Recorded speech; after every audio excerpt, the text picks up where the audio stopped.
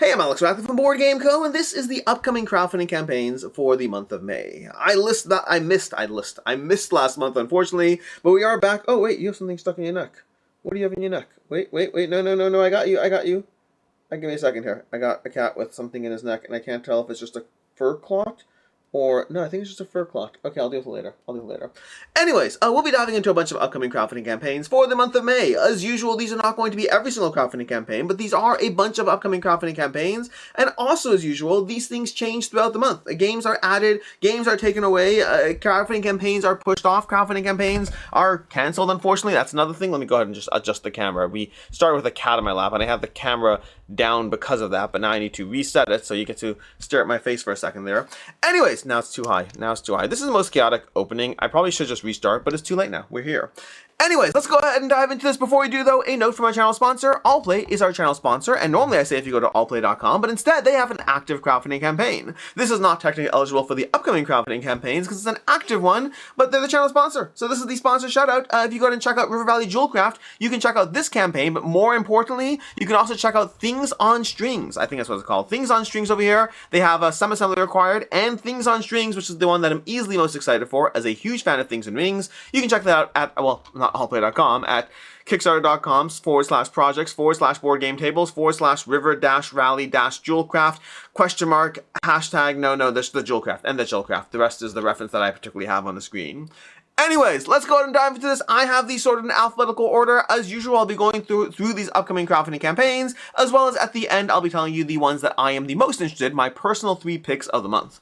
Let's go ahead and start with A Life from Skelly Games. A Life is a game of playing through a lifetime. You're trying to go through birth to old age, choosing which experiences the characters will have. If you played games like, what was it? It was a QE. I think QE is one of them. Obviously, A Pursuit of Happiness is another. There's Adulthood recently from Brotherwise Games. There's a bunch of these games that give you these stories you're crafting as you figure out your life journey, and A Life is going to be one of those. You can check that out. I'd say launching when, but I don't have the dates for all of these. Some of them will have countdown timers, dates attached, but also things move around.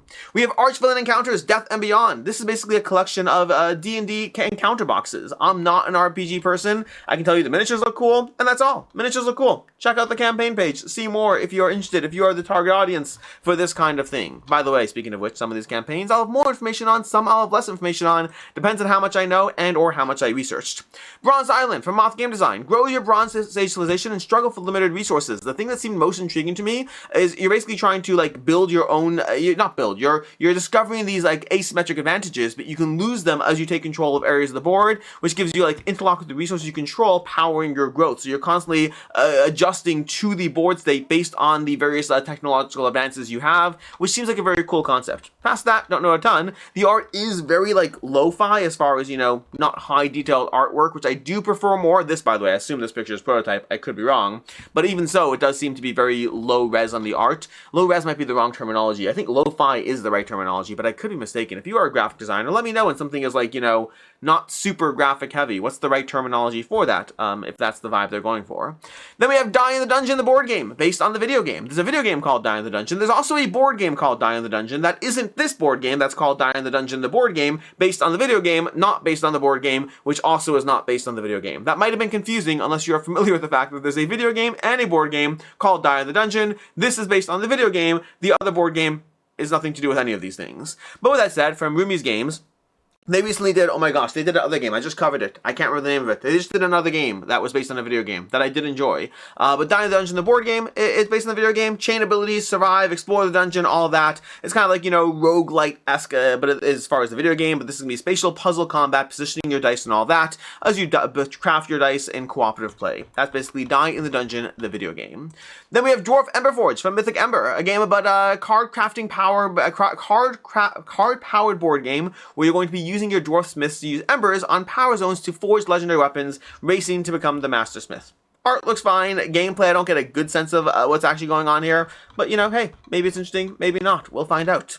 Then we have Fall Dawn over here. Fall Dawn, a competitive dungeon crawler. This is like a smaller game. Like, despite the art, the image kind of makes it look like it's a larger box. It's actually a much smaller box. There is a larger box you can go get your hands on. But a character building, card crafting, it's not really card crafting.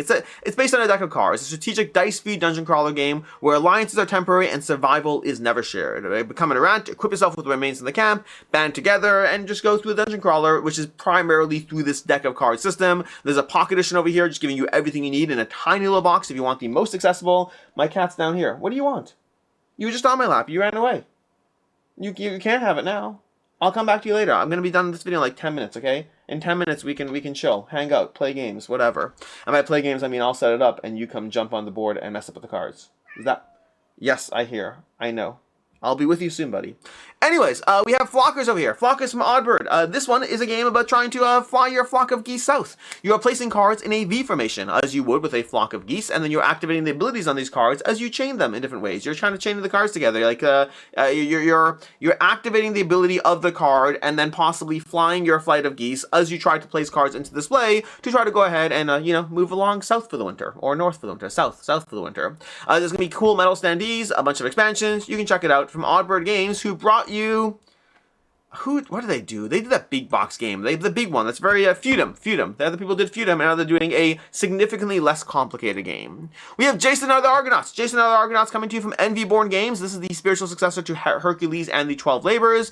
Some degrees of changes to it. Looks interesting. Oh, there's not even pictures here. There were pictures on the I guess Facebook page. I don't know, but it looks interesting as far as you're building your roster of heroes. A little bit different than the original game, leaning into the same kind of things that made the original game good, while hopefully addressing some things that make the original game make the new game better. I liked Hercules and the 12 Labors, very solid solo game. I definitely had some complaints. Some of those complaints were shared by others, and I know he's already taking that into account as he builds out Jason and the Argonauts. We have Let's Go to Japan from AEG, from Josh Wood over here. This is going to be a spiritual successor to Let's Go. Did I say Let's Go to Japan? Let's Go to France. Let's Go to France. A spiritual successor to Let's Go to Japan, basically taking the same general structure of gameplay in which you as players are planning out your trip across the 6 days, basically placing various events and activities into your trip, and then at the end of it all, going through and seeing what the process was as far as how you're going to score and combo your cards. This does have some changes from the original. If you like the original, you probably will like this more. I'll have review content and gameplay content and all kinds of content for you, but I will say I like this significantly more than Let's Go to Japan, even though they are very much built on the same system. The changes here just make it a much better game for me personally. That doesn't mean it'll be a better game for you. It is definitely a better game for me. Then we have over here Jure Grando, the First Vampire, a folklore-driven cooperative game of quiet dread and difficult choices for 1 to 4 players. It's about the first vampire. It's mythological. There's miniatures. There's things. There's gameplay. Pick your character. Try to destroy things or things like that. I don't actually know what you're doing in the game. But this is a Jure Grando, the First Vampire. We have Ludicurrus from Iconic Studios, a fast-paced chariot board racing game that's going to be push your luck chariot racing from Iconic Studios over here. It's push your luck. That's what the game is. It's push your luck racing as you try to roll dice and move around the board based on the symbols rolled, with a degree of trying to figure out just how much you want to push, because that's the decision base as far as after moving. Do you lock in your progress, or do you push your luck and roll again as you keep going? And if you roll and can't move, the gods will laugh, and you'll be hurled back to your last checkpoint. So see how far you can go. Think, Can't Stop, but with a whole different game. I guess think Can't Stop in the sense that it's push your luck, and this is a push your luck game. That's what we have for Ludicurrus from Iconic Studios. We have Pack and Paddle from Kids Table Board Games. Pack and Paddle is a game from the designers of, from the designers of something. Ben Rawson and Matthew O'Malley over here. Designers of Fromage and Search for Planet X. But this is a game of choosing your activities, basically. You're trying to choose your activities, gather various tokens as you go through Pack and Paddle, navigating the weather, becoming better at things as you get the kind of not only scout badges, but scout badges. Jason's over here. I had a chance to play this one at Gamma, I think. I had a chance to play this one at Gamma. Thought it was fun and charming, but I just played a round or two of the game. Then we have Parks Europe from Keymaster Games. Parks is a very, very well-beloved game, and Parks Europe is bringing you different things to Parks. I don't know what different things, but it's a new standalone game featuring Scandinavian-inspired components and the original Park art by 8 European illustrators, and differences to the gameplay in some capacity that I am intrigued by, but I don't know enough about yet. But I do love Parks, so I'm definitely interested in this one. Then we have Pasteles and Conservas Exotic Tides. This is an expansion to Conservas, but also it's a base solo game of Pasteles, designed by Scott Alms over here, giving you scenario-based gameplay, 12 unique scenarios as you try to manage your bakery over here. Run your own pastry business with polyomino tiles. If you are playing a solo-based, scenario-driven game in which you have polyomino tiles and you have to run your own bakery, I am all here for Pasteles. No guarantee I'll like it. You never really know which games land, which ones don't, but I am very intrigued by it. Scott Alms is one of those designers that some of his games have really worked for me a lot, and some of his games a little less so. It's case by case. But he has enough reputation as a designer that I trust that what he's doing is good, whether it's for me or not is a different story, but I trust that his stuff is refined and put together. Obviously from Salt and Pepper Games as well, they also put out some fantastic things. Combine all that with scenario-based, 12 scenarios, a solo gameplay, and polyomino bakery stuff, and I am all here for the pastries, so I'm here for this. Pasteles. Less so for Conservas, because I haven't played the base game, so I don't have as much interest in that yet. Intrigued, but I haven't played the base game, but very much here for Pasteles. Then we have over here, Porcus, a dungeon adventure. Porcus, a dungeon adventure is where you take control of a group of pigs. They're pigs. They're pigs in adventure form, which I think, by the way, they did a great job with this. Like, pigs are not the most noble and refined of creatures. Usually when you're taking control of anthropomorphic animals, they're things like, ooh, it's a mouse, it's a cat, it's all these cute animals, as opposed to, hey, you're going to be a host of pigs. But they did a great job with the card art that kind of makes them fun little pig adventures. Heck, we even have Kung Fu Panda and all that. Pigs are not your go-to adventurers, but they look cool. I like the art style. This is a game which cooperation, teamwork is optional, and betrayal is essential, something like that. There was a tagline, something along those lines. Where was it? Teamwork is optional, and betrayal is rewarded. That's what it was. But you're basically going to pick your deck over here, go through the game, and there's different modes you can play. You can level up, advance, upgrade your cards. I like the card art. I like the general idea. It does seem like it probably would be on the lighter side relative to what's typically my cup of tea. But hey, I wouldn't say no to a game. Then we have Ronin's Revenge from Jure Games, a boss battler game in which your actions influence the boss and how they're going to activate. This did, from reading the rules, I haven't played this yet, so bear with me, but from reading the rules, it did seem like this is one that kind of leans similar to Primal, in the sense that you have a lot of control over what the boss is going to be doing and how it's going to be doing. So the boss is going to do bad things, but you have a lot of agency to control how bad the things are and when and how to mitigate against the boss. There's also like a story mode, then followed by the boss encounters you're going through. So if you've played anything from Jure, they often have that tie-in of a story combined with an adventure, the single shot, this campaign mode, all those things. I will have a review for you on this one at some point, but I have to play it first, and I have another week and a half to do so, I think, or 2 weeks. 2 weeks-ish, something like that. I don't know, a week and a half to do so. But either way, this is Ronin's Revenge over here. Yeah, I'll have content for you, but I am intrigued from it because of the fact that you have control over that boss aspect. Then we have over here Sally Face Strange Nightmares. This is coming to you from my show media, the people who brought, I always forget the name of this game, The Binding of Isaac. The Binding of Isaac, very well loved, very well received video game and then board game as well. Sally Face is bringing you more content in this world, I guess. I think Sally Face is adjacent. It's not like a Binding of Isaac per se, but either way, this is, I don't know a lot. I don't know a lot about the game. If you are a fan of Sally Face, this campaign is here if you are interested in it. Then we have Syndicate. Syndicate Foundations, Reprint, and Expansion. This is another one that I don't know a ton about over here, but this is an original Kickstarter campaign. I believe they already delivered. This is the expansion for it, Crimson Protocol, bringing you more content for this game. The ultimate strategy and conspiracy game with fast-paced backstabbing, be an oligarch and take over. All of that, that'll be coming to you, game found in, I guess, 10 hours or so, something like that. Not very long. Then we have Terraforming Mars, Legacy of Mars from Stronghold Games. This was originally going to launch last year, but then it got pushed off. It is launching very shortly over here, bringing you a 2-part game system. This is the Legacy of Mars, structured across 2 parts. Yes, I have the same, as a fan of Terraforming Mars, I have the same question mark to that as like, okay, am I supposed to get the Legacy game now or when the second campaign goes live? I'm not entirely sure the rules around this. It is interesting for a Legacy game, but I also believe it's like resettable to an extent, so you could play the first 4 games and then come back to it.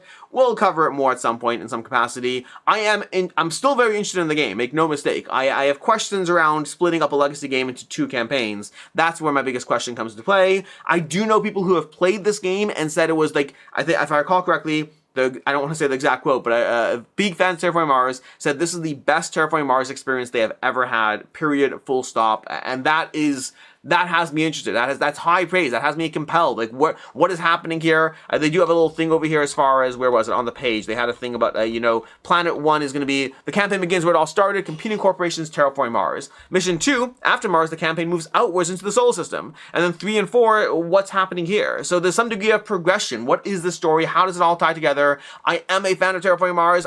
This is an easy game to back no matter what. It doesn't matter what they do. Terraforming Mars is one of my favorite games of all time. One of the best experiences I ever have. Each new world is revealed only when the campaign reaches it. Comes with its own board, rules, strategic challenges. Expands what Terraforming Mars means in surprising ways. Or expands what Terraforming means in surprising ways. Introduces droves of new cards and further develops your corporation. I am very intrigued by this one. They say it's not really a legacy game. This is one of those things where they call it the Legacy of Mars. They teased a Terraforming Mars legacy game for a long time. So there's definitely a marketing problem here. But this is supposedly a sequential campaign-ish, but not really legacy game, but it's still called the Legacy of Mars. They cover some of that stuff. I think they had updates, if I recall correctly. Did they have updates? No, I think they did BGG posts. They did Designer Diaries on Board Game Geek. Again, I'm interested no matter what they do. Then we have The Big Squeeze, a lemonade apocalypse game. That's what it is. The Big Squeeze is a game about basically putting together a lemonade stand. But then eventually the apocalypse hits and you have to deal with the fallout of, of dealing with that. You have to deal with I'm saying this wrong. You're running a lemonade stand, the apocalypse hits, and now you have to continue to sell your lemonade, but now actually go for the point scoring of it. There's 2 phases of the game, and a board that flips, and it's lightweight and yet charming all at the same time. Check out the campaign page for more. And then lastly, we have VANEA. VANEA Guardians of the Eldertree. This one will be launching in a week. This is basically a tower defense game, although there are multiple. Is it tower defense?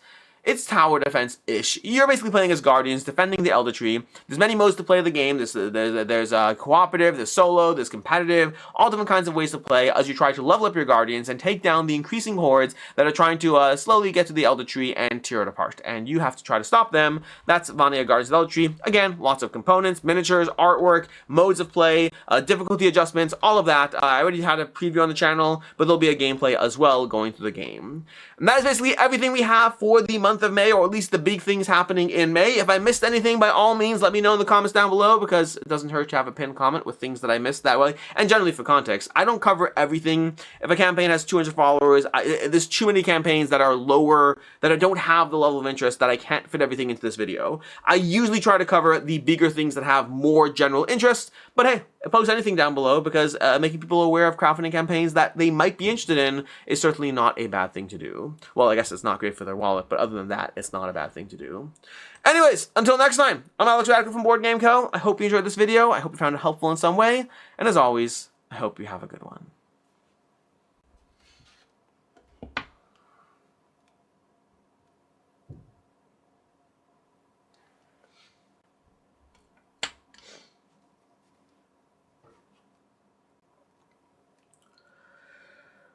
An AI walks into a bar, and the bartender says, "What can I get you?" And the AI says, "I'll have what everyone else is having."